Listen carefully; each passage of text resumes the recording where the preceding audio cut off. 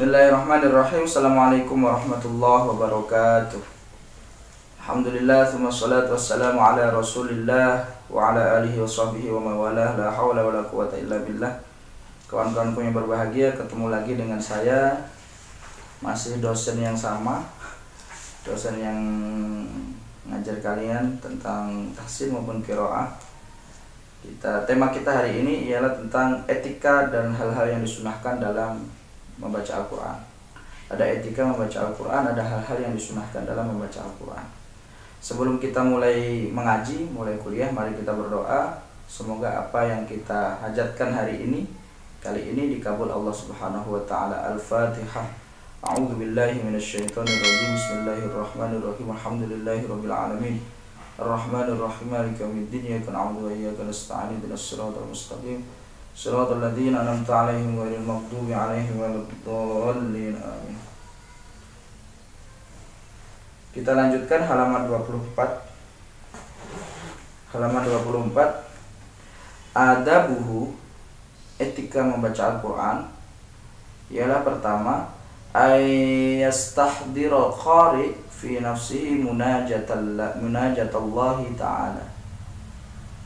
Hendaknya pembaca atau qari itu menghadirkan dalam jiwanya dengan niat munajat kepada Allah Subhanahu wa ta'ala. Munajat itu ibadah kepada Allah Subhanahu wa ta'ala. Jadi dalam diri kita hadirkan Allah, kita hadirkan nuansa-nuansa spiritual yang bersih, nuansa-nuansa spiritual yang kental, supaya Allah itu hadir dalam jiwa kita ketika kita ingin membaca Al-Quran. Rasakanlah bahwa Allah itu melihat kita, bahwa kita sedang membaca Al-Quran di hadirat Allah Subhanahu wa ta'ala. Alladzina yadhunnuna annahum mulaqu rabbihim, itu ayatnya. Ialah orang-orang yang mengira, orang-orang yang menyangka bahwa mereka telah bertemu dengan Tuhan mereka. Kalau kita ingin khusyuk, kita caranya seperti itu. Ingin munajat, caranya seperti itu. Walaupun Allah itu tidak nampak, tapi kehadiran Allah mampu kita rasakan dengan cara apa? Dengan cara mengira-ngira atau menyangka bahwa kita sudah bertemu dengan Allah Subhanahu wa ta'ala, bahwa Allah melihat kita, bahwa Allah mengetahui kita, bahwa Allah sedang memperhatikan kita. Insyaallah itu akan menjadikan proses membaca Al-Quran kita semakin serius, semakin khusyuk. Wa ayyakuna ala taharatin fi makanin nadhifin, hendaknya dalam kondisi suci, dalam kondisi bersih. Taharah itu bersih, hendaknya dalam kondisi bersih ya, kondisinya bersih, tempatnya bersih. Makanin nadhifin, tempatnya bersih. Malabisin nadhifin, pakaiannya bersih, pakaian hal-hal yang dipakai bersih. Kemudian sautuhu nadhif, ucapannya pun bersih, artinya tidak dengan ucapan-ucapan yang kotor. Kemudian apa lagi? Aqliyun nadhif, akalnya pun bersih, semuanya bersih.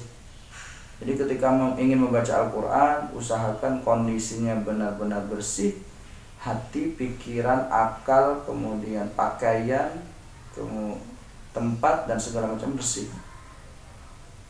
Kita hilangkan perasaan-perasaan duniawi, kita hilangkan segala macam kecenderungan-kecenderungan manusiawi, kita hilangkan bahwa kita benar-benar sedang menghadap Allah Subhanahu wa ta'ala dengan cara melakukan ibadah membaca Al-Quran, sama halnya seperti ibadah melakukan sholat. Coba kita gunakan hal yang seperti itu. Selanjutnya, wa ayyunadhifa fahu bisiwaki idza arada al-qiraah, hendaknya membersihkan mulut dengan siwak. Dengan siwak itu kayu yang sudah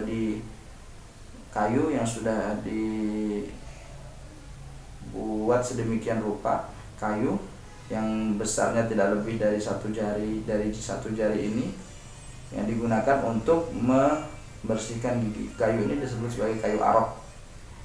Wakilah kayu ini yang digunakan Nabi Nuh alaihi salatu wassalam untuk membuat bahteranya. Kayu ini kuat sehingga serat-seratnya ini mampu masuk ke dalam sela-sela gigi. Idza aradal qiraah, ketika ingin membaca, ketika ingin membaca disunahkan bersiwak menggunakan kayu siwak. Ustaz, bagaimana kalau kita di hidup modern ini tidak ada siap kayu siwak? Intinya bukan soal kayu siwaknya, bahwa dalam sunnah itu bukan hanya sunnah secara aslian saja, tapi ada sunnah-sunnah yang sifatnya kontekstual. Misalkan seperti membersihkan mulut ini. Membersihkan mulut dengan siwak itu sunnah, tapi sunnahnya bukan dengan siwaknya, tapi membersihkan mulutnya. Membersihkan mulut dengan hal apapun itu juga termasuk bagian dari sunnah. Artinya kontekstualisasi di sini, hadis ini, ayat ini ialah tentang membersihkan mulut. Dengan sikat gigi pun termasuk bagian dari sunnah. Kamu sikat gigi sebelum itu, karena ada siwak sikat gigi, tidak apa-apa, pakai pasta gigi atau pakai hal-hal yang lain, atau pakai Listerine misalkan. Ketika dengan pakai Listerine, alat kumur-kumur itu kamu sudah merasa enakan mulutmu, nah itu juga bagian dari sunnah. Wa ayyastaqbilal qiblah, hendaknya menghadap kiblat. Ketika kamu ingin membaca Al-Quran, menghadap kiblat itu sunnah. Jadi cobalah kita menjadi muslim yang cerdas. Muslim yang cerdas itu apa? Muslim yang memiliki usia standar layaknya muslim yang lain. Katakanlah usiamu sekarang 19 sampai 20 tahun, tapi amaliyahmu melebihi dari usiamu. Amaliyah ibadahmu melebihi dari usiamu. Itu dengan cara apa? Dengan cara melakukan satu kebaikan, satu perbuatan ibadah diiringi dengan puluhan serta ratusan ibadah-ibadah sunnah, kaifiyah sunnah. Misalkan ini baca Al-Quran, satu ibadah baca Al-Quran tapi diiringi dengan kaifiyah sunnah yang lain. Ini menambah pahala yang luar biasa. Usiamu 19 tahun tapi kebaikanmu bisa jadi usia 60 tahun. Itulah uniknya umat Muhammad. Itulah uniknya umat Muhammad. Selanjutnya wa ayya jalisa bisakinati wa waqarin, hendaknya duduk dengan tenang, wa waqarin, dan dengan khusyuk. Duduk itu tenang, khusyuk. Kalau mau ngaji ya duduknya tenang, khusyuk, menghadap kiblat. Wal isti'adzu billahi minasyaitonir rajim, dan isti'adzah kepada Allah dari godaan setan yang terkutuk. Isti'adzah itu memohon pertolongan, memohon ampunan, memohon perlindungan. Memohon perlindungan. Itu macam-macam redaksi isti'adzah. Ada a'udzu billahi minasyaitonir rajim. Ada a'udzu billahi as-sami'il 'alimi minasyaitonir rajim. Ada yang seperti itu. Itu redaksi isti'adzah. Dalam kitab Tibyan, isti'adzah itu dibagi menjadi dua. Isti'adzah itu ada yang memahami, imam-imam qiraat itu ada yang memahami bahwa isti'adzah itu disunnahkan, disyariatkan setelah melakukan bacaan Al-Quran. Setelah melantunkan bacaan Al-Quran baru isti'adzah. Misalkan Inna a'tainakal kautsar fasholli lirabbika wanhar inna syani'aka huwal abtar. Baru a'udzu billahi minasyaitonir rajim shadaqallahul azim. Itu yang mengatakan itu dengan alasan apa? Fa idza qara'tal Qur'an fasta'id billahi minasyaitonir rajim. Surat An-Nahl. Apabila kamu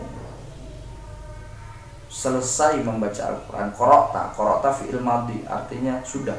Apabila kamu sudah membaca Al-Quran, maka isti'adzahlah kepada Allah dari godaan syaitan yang terkutuk. Itu dalilnya. Ada yang memahami ayat ini juga, fa idza qara'tal Qur'ana fasta'in billahi minasyaitonir rajim.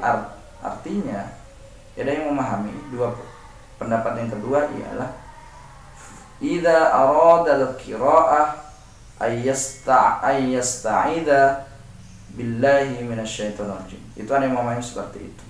Ketika kamu ingin memulai bacaan Al-Quran, hendaknya disunahkan untuk isti'adzah minasyaitonir rajim, dari godaan setan yang terkutuk. Itu ada dua macam versi. Silakan diamalkan. Kamu pakai yang setelah baca isti'adzah atau sebelum baca isti'adzah, itu tidak apa-apa. Referensinya di kitab At-Tibyan. Kalau ingin jelas makanya ngaji ya. Kalau tidak bisa ngaji ya datang ke pondok-mondok makanya.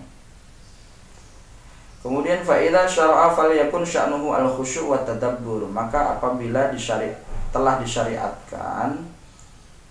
disyariatkan, maka jadilah tujuannya itu khusyuk dan tadabbur. Jadi disyariatkan untuk membaca Al-Quran itu dengan kekhusyuan dan penuh penghayatan.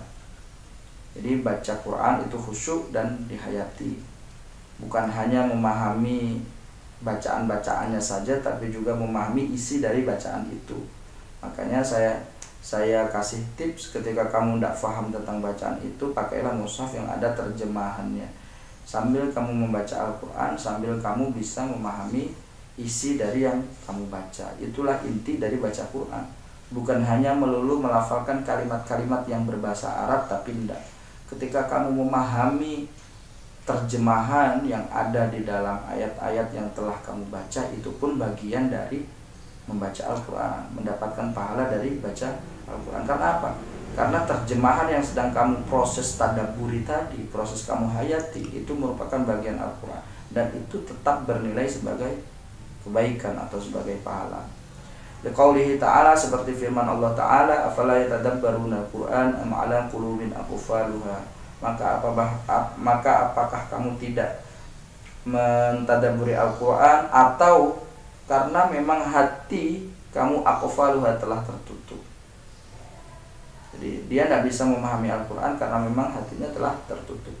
Jadi kemampuan untuk memahami Al-Qur'an itu hanya mampu difahami oleh orang-orang yang memiliki hati yang bersih, orang-orang yang memiliki keyakinan yang kuat kepada Allah Subhanahu wa Ta'ala. Kalau kita tidak yakin sama Allah, tidak memiliki hati yang bersih, kita tidak bisa faham Al-Quran. Bahkan menghafal pun agak sulit. Ketika kamu ingin memasuki proses menghafal Al-Quran, bersihkan hatimu dulu, bersihkan pikiranmu dulu, tunduklah patuh kepada Allah, tunduklah patuh terhadap aturan-aturan Al-Quran. Insya Allah kamu akan mudah menghafal. Tapi kalau dalam dirimu masih ada hal-hal yang sifatnya anania, sifatnya keaku-akuan, kesaya-sayaan, saya, anak bapak saya, anak ibu saya, jelas.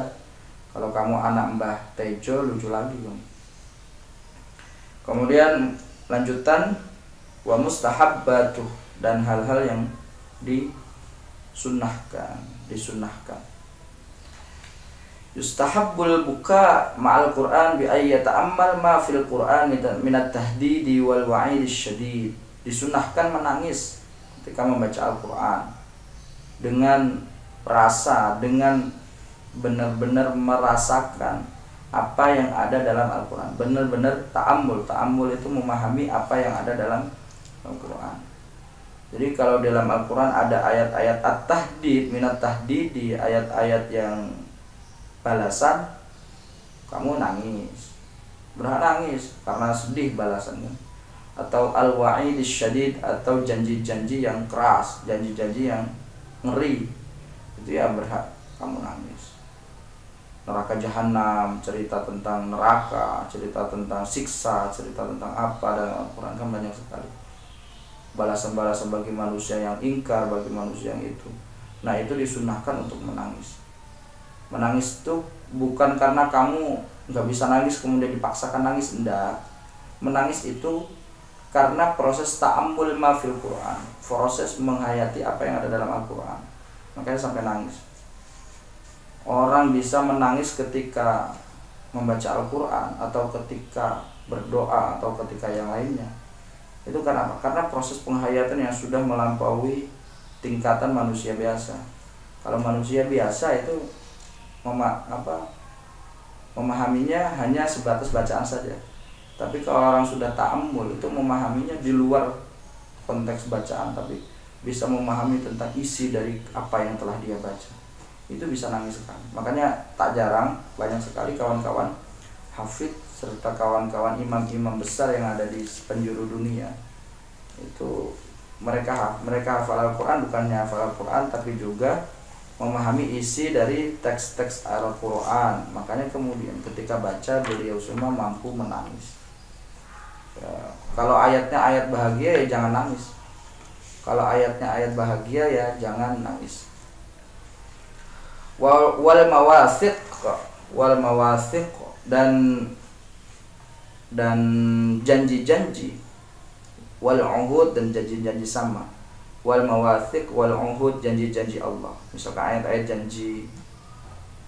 Tsumma ta'ammal taksiruhu fi dzalik. Kemudian minimal kamu minimal kalau nggak bisa nangis, minimal kamu ya memahami.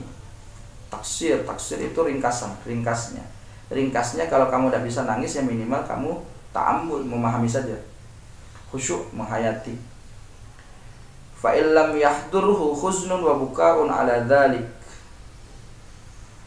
Apabila tidak bisa menghadirkan nangis, ya cukup dengan huznun wa bukaun, huznun sedih, wa bukaun dan nangis, ala dzalik falyabki ala fafdihi min, maka cukuplah kamu nangis ala fafdihi min, di mulut saja, sekedar di mulut saja, tidak sampai berebes mili, tidak sampai nangis, tidak sampai keluar air mata, cukup dengan milo-milo saja itu cukup. Kalau tidak bisa kamu sampai nangis, cukup dengan falyabki ala fafdihi min, maka cukup nangis fafdihi di atas lisannya, artinya cukup di mulut saja. Kan ada yang suaranya ketika sudah sedih itu tidak nangis tapi suaranya berubah menjadi parau ketika membaca Quran, itu ada. Kalau sudah nangis malah takutnya kalau bacaannya dalam sholat ini takutnya akan merubah bacaan sholat. Makanya banyak sekali imam sholat ketika sudah menangis itu berhenti dulu bacaannya, kemudian sampai selesai menangis sampai selesai baru dia lanjut lagi. Karena apa? Karena bacaan Al-Quran yang sudah terkontaminasi oleh perubahan kondisi manusia, kondisi psikologis manusia, itu akan mempengaruhi kualitas bacaan. Dan itu bukan tajwid. Kalau kamu sedang baca Quran dengan nangis, itu bukan tajwid. Karena makhrajul hurufnya nggak akan pas, suaranya nggak akan pas, tajwidnya pun nggak akan pas, semuanya nggak akan pas ketika kamu sedang menangis. Tapi artinya kamu silakan menangis, tidak apa-apa dengan membaca Al-Quran, kalau dengan warning, kalau suaramu tidak mempengaruhi bacaan.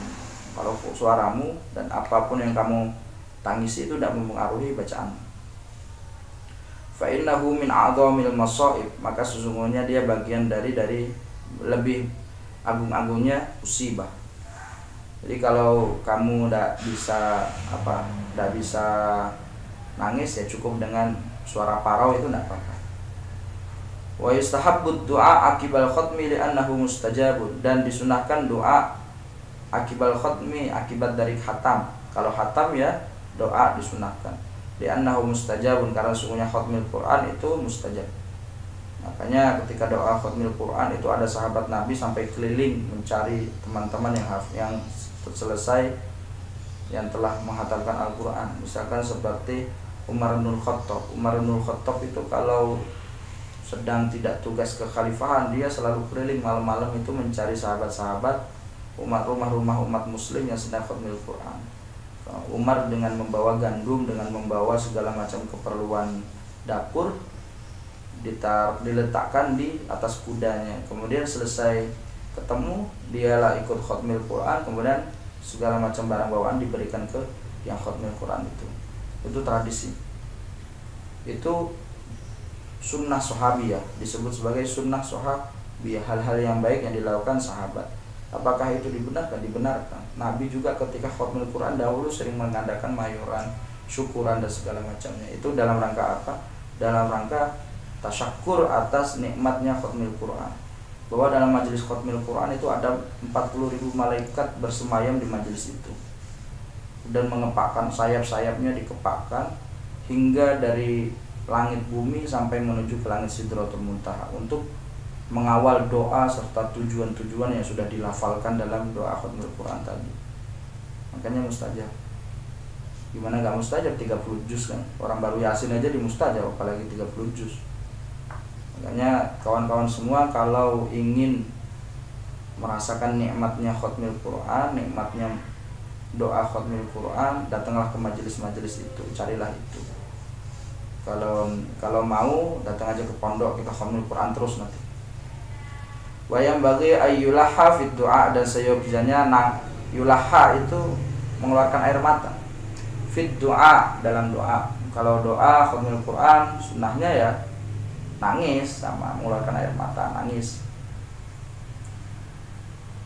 Wa mimma yajibul i'tina fi ihtiramil Quran min umurin qad yatasahala fiha ba'dal ghafilin.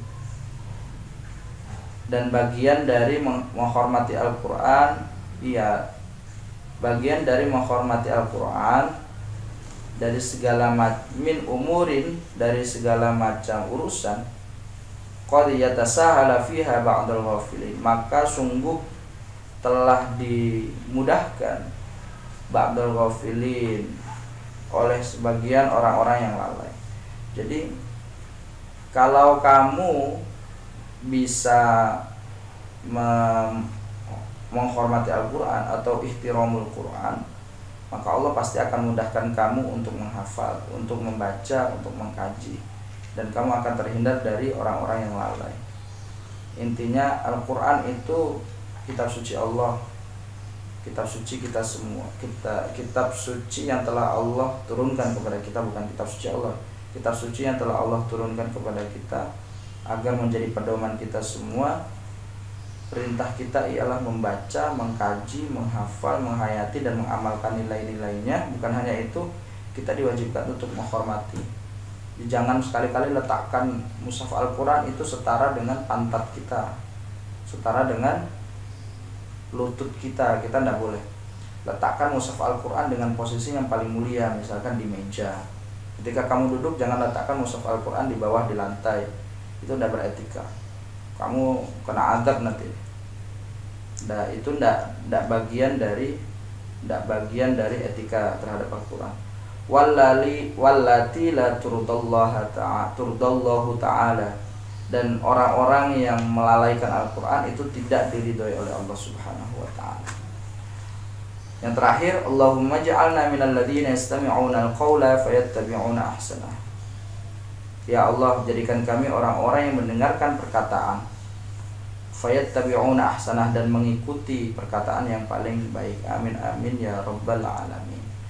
Inilah sekelumit tema, sekelumit materi tentang etika membaca Al-Quran maupun hal-hal yang disunahkan dalam proses membaca Al-Quran. Segala macam yang telah kami sampaikan pada pertemuan kali ini merupakan sunnah-sunnah, dan itu anjuran-anjuran dari Nabi Muhammad maupun anjuran syariat Allah Subhanahu wa ta'ala. Oleh karena itu pantaslah kita untuk melakukan itu. Satu ibadah membaca Al-Quran tapi diiringi dengan puluhan sunnah, bahkan ratusan ibadah sunnah-sunnah yang lain, menjadikan ibadah kita membaca Al-Quran ini, ibadah membaca Al-Quran ini menjadi layaknya ibadah-ibadah wajib, padahal ibadah membaca Al-Quran itu sunnah. Ini luar biasa, pahalanya menjadi layaknya pahala ibadah wajib. Ini artinya apa? Ini kabar gembira buat kita semua. Jadi kamu yang merasa dosamu banyak, ayo kita kembali menghapus kafir anna sayyi'atina, menghapus dosa-dosa kita dengan cara apa? Bukan hanya dengan cara memperbanyak istighfar, tapi dengan cara memperbanyak melakukan amal-amal yang sifatnya sunnah. Kalau wajib kan terbatas, hanya satu hari hanya 5 waktu. Tapi amalia sunnah itu tak terbatas, 24 jam itu banyak sekali sunnah-sunnah yang terkandung. Ada sunnah-sunnah harian, ada sunnah-sunnah macam. Kita lakukan sunnah-sunnah itu dalam rangka mengcover segala macam kemaksiatan yang selama ini tanpa kita sadari sudah melakukan itu. Semoga bermanfaat. Akhirul kalam, wallahu muwaffiq ila aqwamit thoriq, hadanallahu wa iyyakum ajma'in. Assalamualaikum warahmatullahi wabarakatuh.